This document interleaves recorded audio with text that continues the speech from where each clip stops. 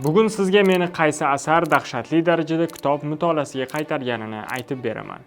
Gap raqamli qal'a haqida ketmoqda. Raqamli qal'a Dan Brownning o'zbek tiliga tarjima qilingan kitoblari orasida nisbatan sodda lekin tempi juda yuqori triller janridagi asar hisoblanadi. Dan Brown ashaddiy odatini chetga surib, asarda diniy ramzlarni emas, balki kriptografiya, sun'iy intellekt hamda maxfiy kuzatuv tizimlarini voqealar markaziga olib chiqadi. AQSh Milliy xavfsizlik agentligi degan maxfiy tashkilot bor. O'sha agentlik butun dunyodagi elektron yozishmalarni ko'rib, shifrli yozuvlarni ham o'qiy oladigan superkompyuterga ega. Lekin biroq to'satdan paydo bo'lgan buzib bo'lmas kod ana shu tizimni parokanda ahvolga keltirdi va hammasi shundan keyin boshlandi.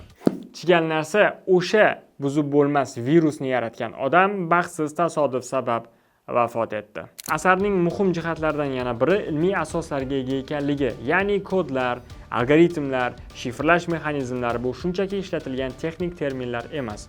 Mutolaa davomida rostdan o'zingiz uchun qiziq ma'lumotlarga ega bo'lishingiz mumkin. Temp juda yuqori, boblar qisqa va zeriktirmaydi. Kitobni o'qir ekansiz, xayolingizda bitta savol aylanaveradi. Oxirida superkompyuter ishdan chiqadimi yoki qahramonlar virus kalitini topa olishadimi?